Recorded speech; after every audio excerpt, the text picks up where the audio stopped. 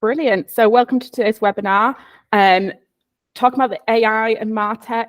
Martech is marketing tech. I'm going to explain that in a bit in more detail in a second, and how you can use AI and marketing tech to kind of boost your marketing, I guess, because it's not all just about kind of silly little social posts and blog posts and using ChatGPT to write stuff. There's a lot more going on than just that. So if we to the next slide. So Shoe. So I work for Shoe. We are a marketing consultancy based in currently the very sunny area of Ilkley. I can see the Count Car from my office window, which is always very nice. And this is a team. We're quite a small team, but lots of knowledge. And we've got the office dog Cosmo, who is probably the most important member of the team. You may hear him bark at some point, but currently he is asleep. Today, I just want to kind of make sure you learn something, take something away from this, because that's what you're here for. You're here to learn something, take something away from this. So your learning objective for today is to learn what AI and Martech is and how you can use that within your business, because if you don't learn anything today, you've wasted half an hour, an hour's worth of time.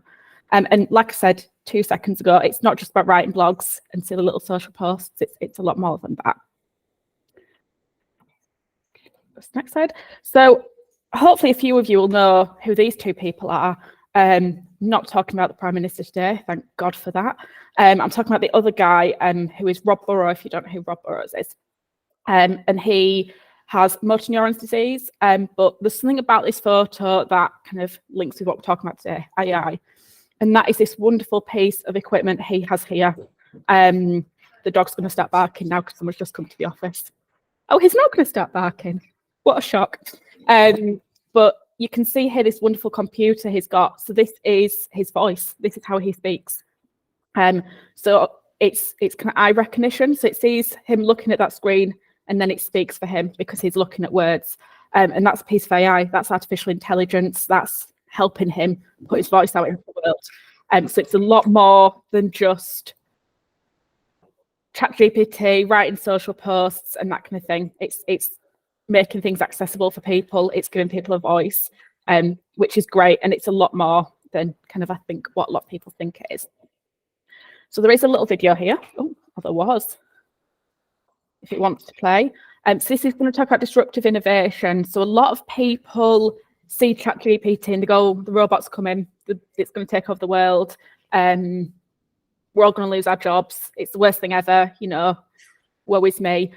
So I'm going to play this. It's a few minutes long, but I think it'll really help you understand the rise of AI a bit more and kind of what's going on.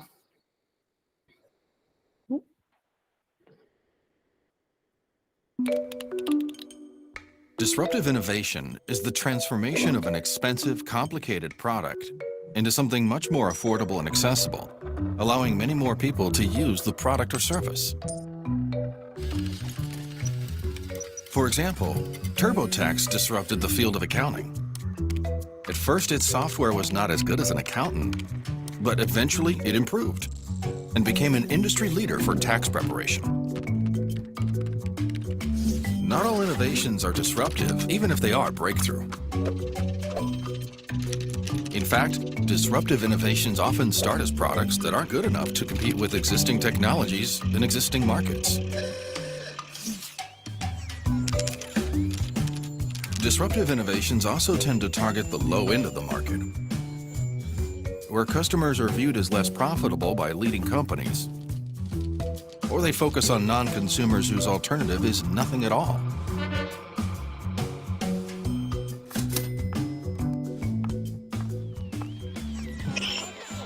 A disruptive innovation has three components. First, it must contain an enabling technology. Second, it must have an innovative business model. And finally, a coherent value network must exist. Disruptive innovations are a positive force, not only in the traditional business sense, but socially and economically as well.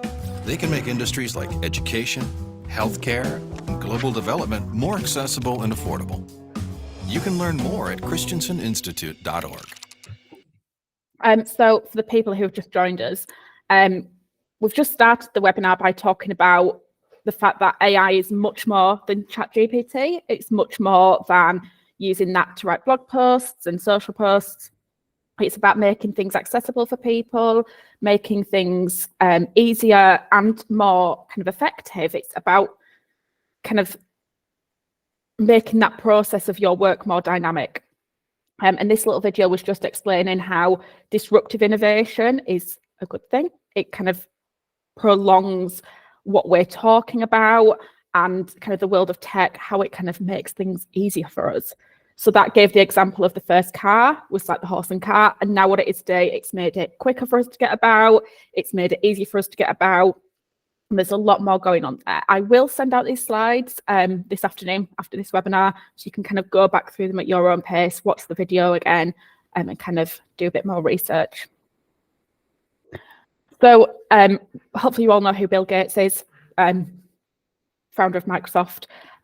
But he said this wonderful quote, it's going to make it more efficient, the world, things like AI, ChatGPT. It already has done. I'm recording this session now, so I can send you all the recording. But what Google is also doing is it's picking up what I say and it's going to send me an automatic transcript after that, along with the recording. So I've then got an exact transcript of what I've said in this webinar. I can then use that to turn it into a blog post, into social posts, an email. I can send it out to all of you. So if you're hard of hearing, you can read it back alongside watching the webinar. It just makes things much more efficient and accessible, which is great. It's what we need. So if you don't know what AI is, it stands for artificial intelligence.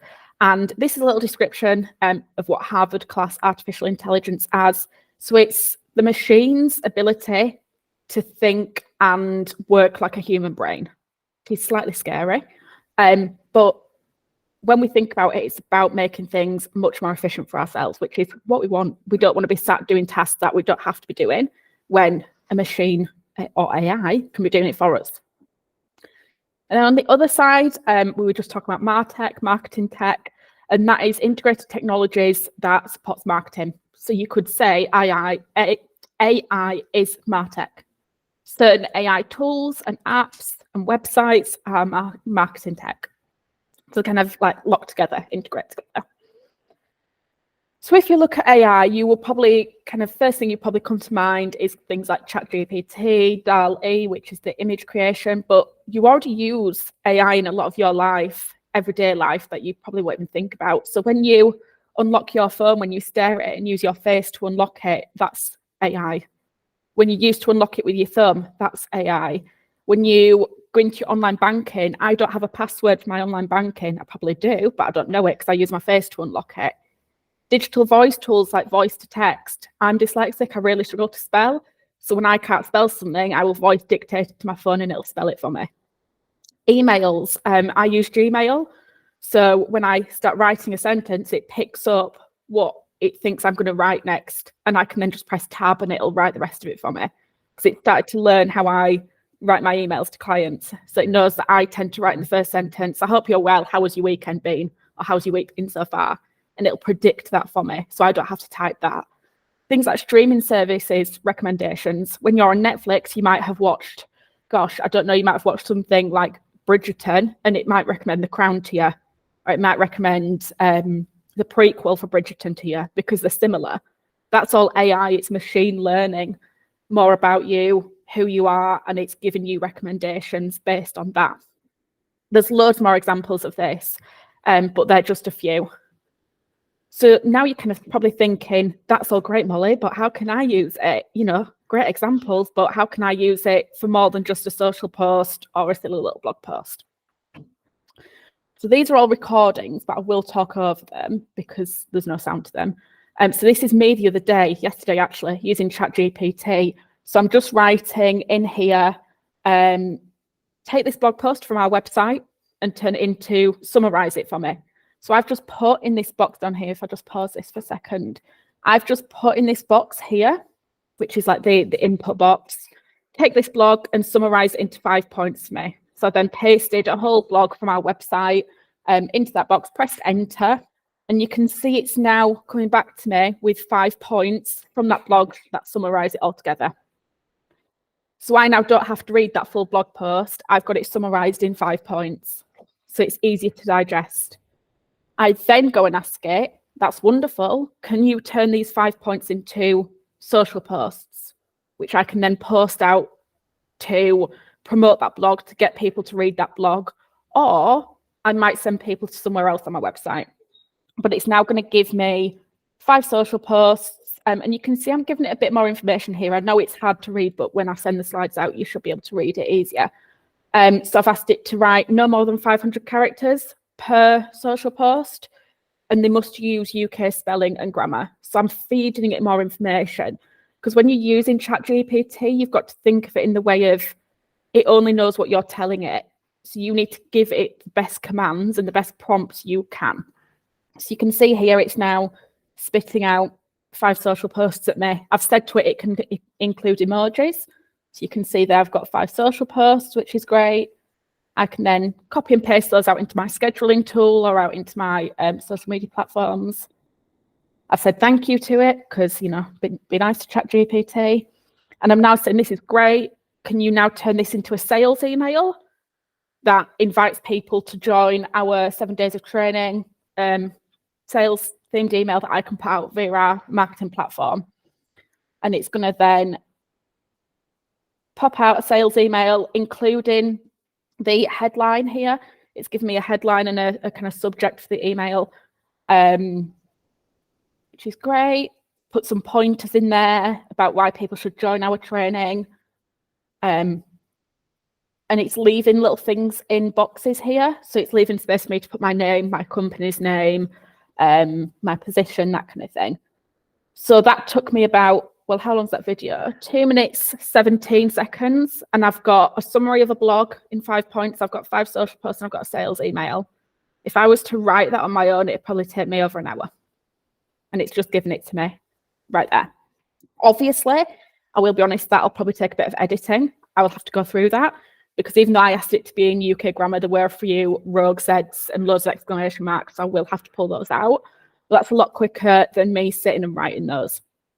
And the more you use ChatGPT, the more it gets used to your tone of voice, what kind of way you speak in, the way you kind of word things. So that's why it's really important to give it the best prompts you can, because it needs to learn from you. It knows a hell of a lot, but it also needs to understand your tone of voice. So if we move on, ChatGPT is owned by Microsoft, so it's owned under the Microsoft banner. And they also own DALL-E, which is this one that I'm going to show you. So this is a image creating app, or AI, I should say. So you can see some examples here, and the prompts that have been put in when you hover over them. But I'm just going to put up in this box, I think I put something about a pink fluffy dog sat on the moon eating cheese and pineapple, because why wouldn't I want an image of that? So just putting that in the prompt box. You can put all sorts of different things in here. You can put things like make it more cartoon style, make it more realistic, make it a photograph, make it comic book style.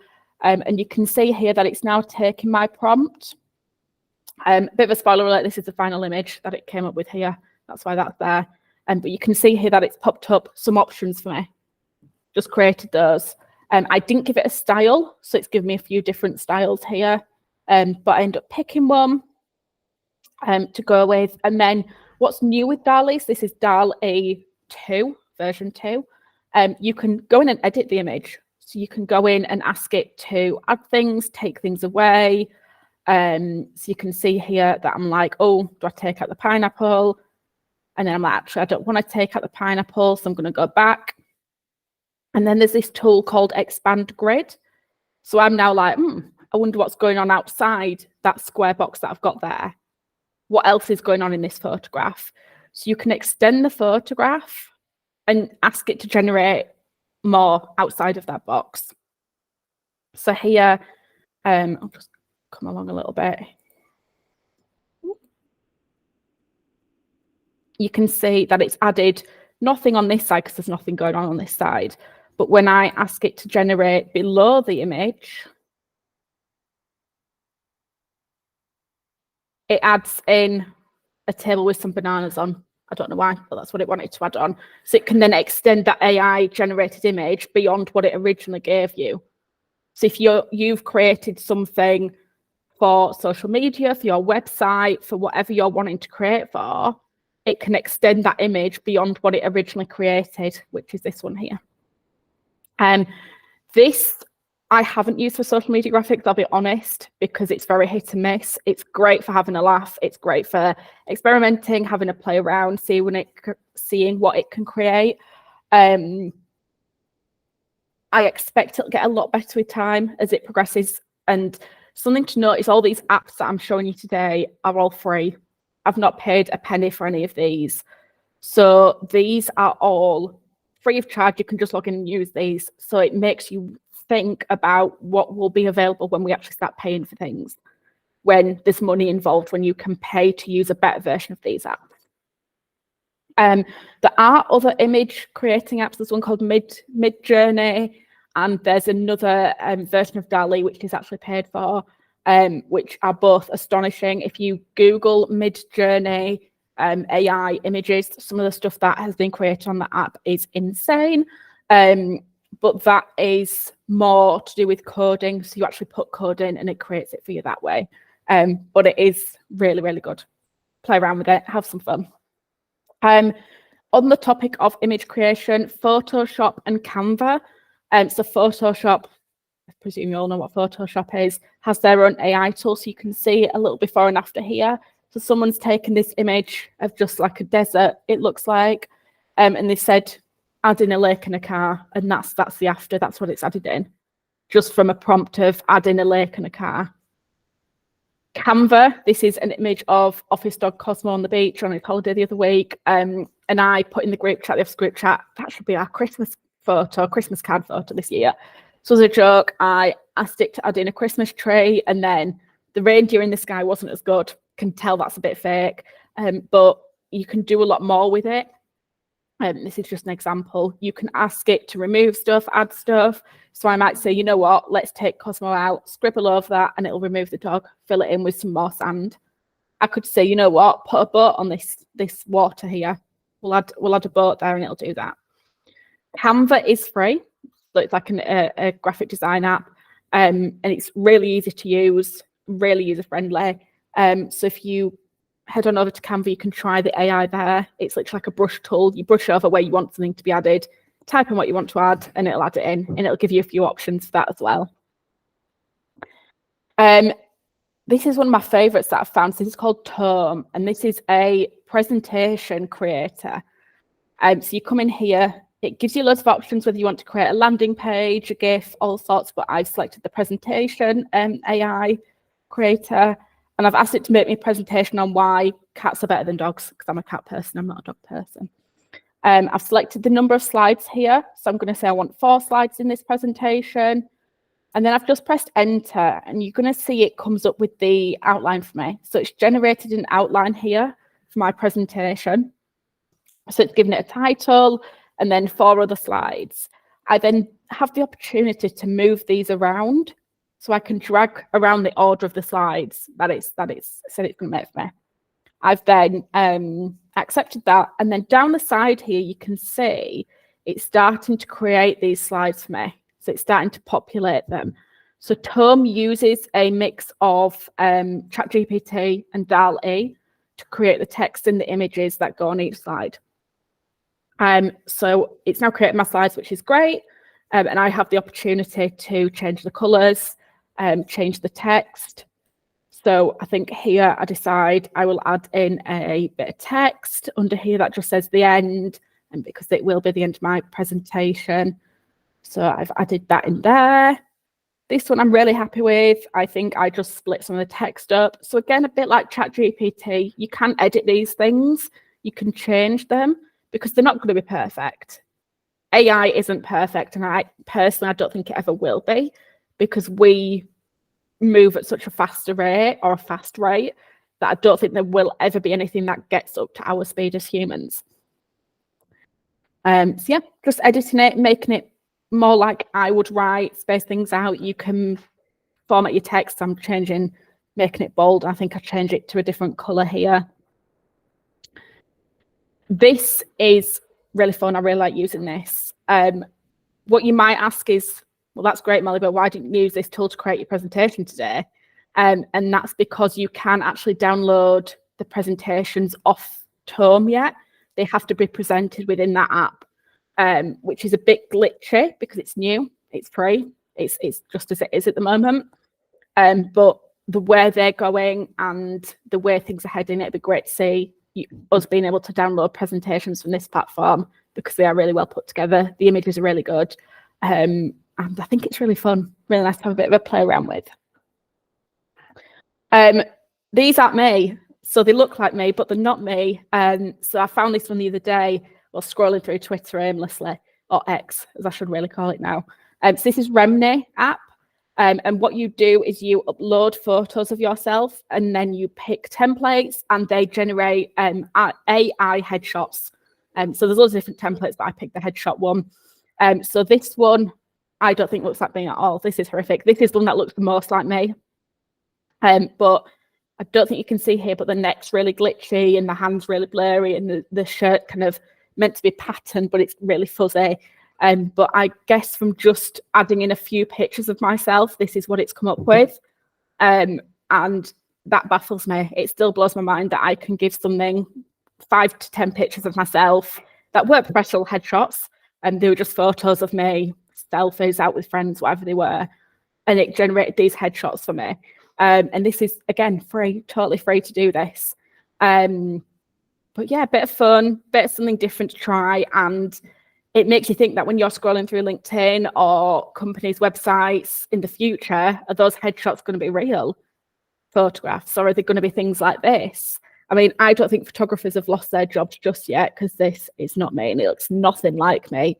And all the others looked nothing like me because the facial features are too big for the face compared to the body as well. But I just find it really interesting how things are going and how things are going to look in the future. Because if we're all working remotely, our staff who are going to be working remotely away from the office are going to have their headshots done like this. And they're not going to be taken by a photographer because they're not in the office. And last of all, this is a bit of a nerdy one, but I really like it. I use it a lot at work. It's called Zapier. And Zapier automates your customer journeys for you. So this is an example of how we use it here in the office. So we've got our 7 days of training sign up page on our website here. So you put your details in and you press enter. Your journey is then going to a thank you page that says, thank you for signing up, we'll be in touch. You then automatic email, details about the course, everything immediately. That's all you as a customer see. So you just see this. What's going on in the background is when you've put your details in here, they go into a spreadsheet, into a CSV. Zapier then picks up that your details have appeared in a CSV in the spreadsheet and picks them up, takes them and pops them into our email marketing system. So we don't have to go in every day and think, oh, I don't know, Rachel signed up for the 7-day challenge. I now need to go pick up her details, put them into the email marketing system, and then I need to manually send her an email. It's picked up her details from the spreadsheet, popped them into our email marketing system, and then it knows where Rachel signed up from, what spreadsheet she's got into. So it's gone and dropped her in our challenge sign up list on our email marketing system. And then it'll automatically send her an email or a list of emails specifically timed for how long we want to send them out, the course of time. So Rachel only sees this. She's like, oh, that's great. I've got an automatic email. I've got everything I need already. But really, Zapier's doing all the hard work. So I don't need to be sat there 24 hours a day going, oh, if someone signed up now, I need to send them an email quick. It's doing it all for me. And then also, I suppose, our email marketing system, we use something called SendFox. There's also Mailchimp, HubSpot, MailerLite. There's loads of them out there. But a lot of these email marketing platforms will allow you to set up automations. So as soon as someone comes into your email marketing system, they get an email sent to them, which saves a lot of time. So just looking over that, it's a lot more than just a social post. It's copywriting, it is creating images, it's idea creation. I sometimes really struggle with sitting down and thinking I now need to create a month's worth of content for a client. For example, let's say a client who works in the cybersecurity sector, I now need to create a month's worth of posts. If that's 5 posts a week, that's 40 social posts I need to create that all have to be different. So I can go to somewhere like ChatGPT and say, give me 5 topics and kind of 10 trending topics in the cybersecurity world. And it's going to give me those. And then that can spark my ideas for what I'm going to write for the client. It can do things like voiceovers for your marketing collateral. We used one for a promotional video we used as part of our online advertising. And we just sent off a script and it came back and the AI had read it in minutes. And it's brilliant. We could use it for all our marketing for this video, for the voiceover. Can do things like brand building. I would still suggest if you're looking to rebrand or build a brand that you go to a professional designer, nothing quite like it. But it can, again, pull together logo ideas, brand colour suggestions. Part of our charity arm here at Shoe is a fashion show called Fashion Fiesta.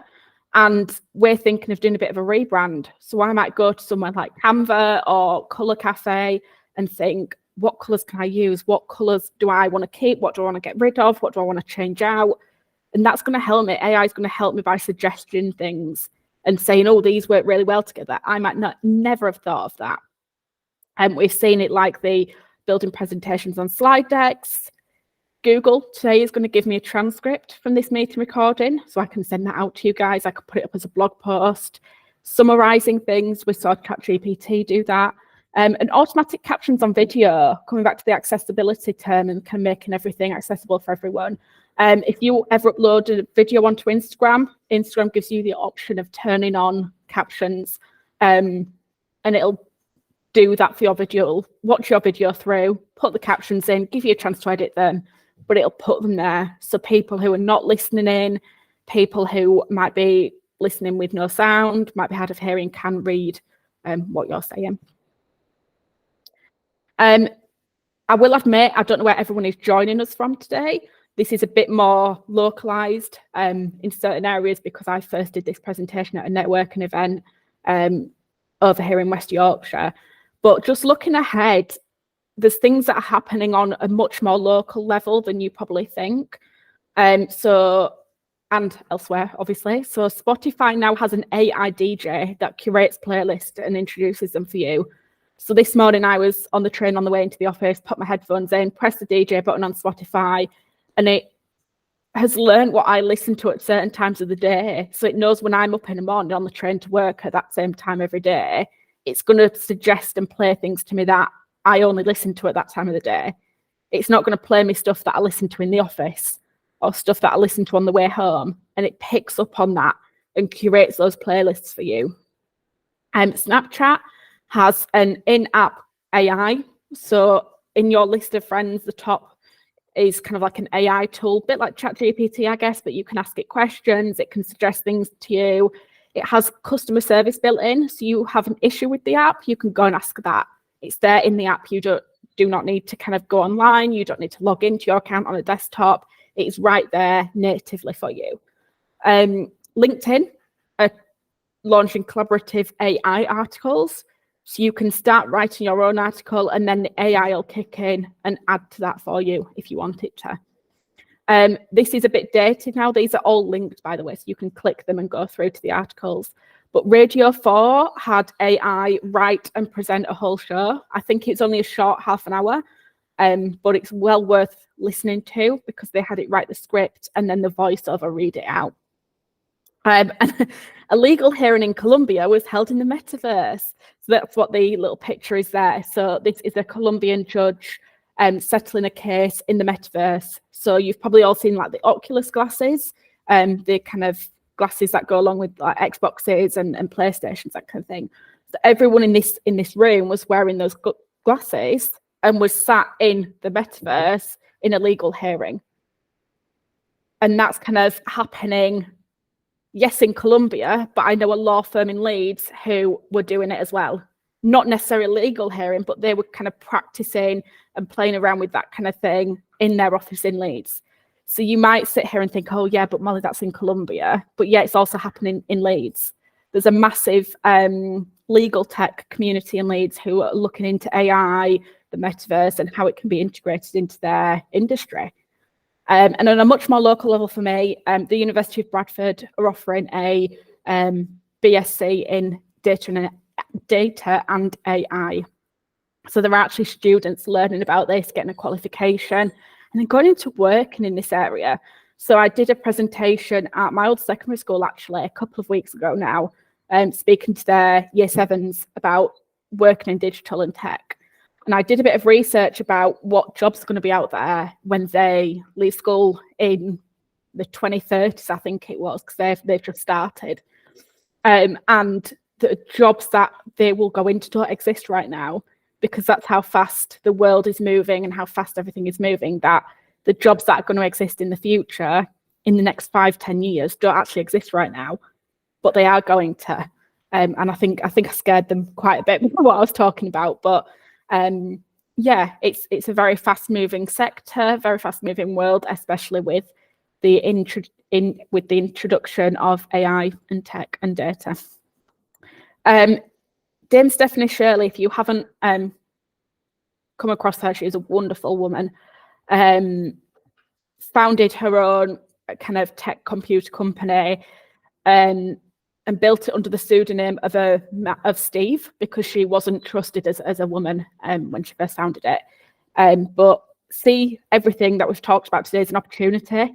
It's nothing to be afraid of. Go out there, use it, play with it, experiment with it. That's the only way you're going to get kind of used to using it and integrate it into your business. Some things you may play with and think, oh, this is absolutely rubbish. I'll never be able to use this in my business, in my life, and that's fine. Other things, you may come across other types of AI and think, this is brilliant. This is going to kind of change my whole working life. So go out, use it, have a play around with it, because if not, we're just all wasting time. Again, I will send these slides out, but this is something we send out to our clients when they come on board. And this is what we call our app stack. So this is a group, a list, a pile of apps and tools that we have used and trusted over the past 9 years of Shoe. And we use them daily, if not kind of weekly, monthly.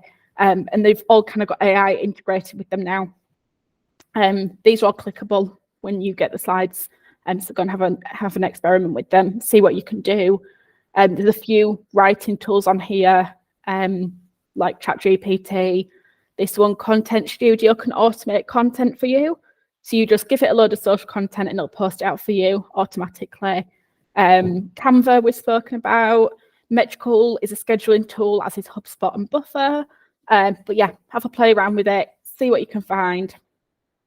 And let me know how you get on. I'm always happy for people to email me and talk about AI. It's what I kind of geek out on a bit. And that's it. Those are my details if you want to get in touch and kind of ask me any questions. But yeah, I hope you've enjoyed this webinar. It is being recorded, so I will send out the link to everyone of the recording. I will be honest, it'll probably be Monday when you get the recording, but I will send out the slides right now after we have ended this. But yeah, thank you for joining. I hope you have a great rest of your day, whatever you're doing, and weekend. Thank you.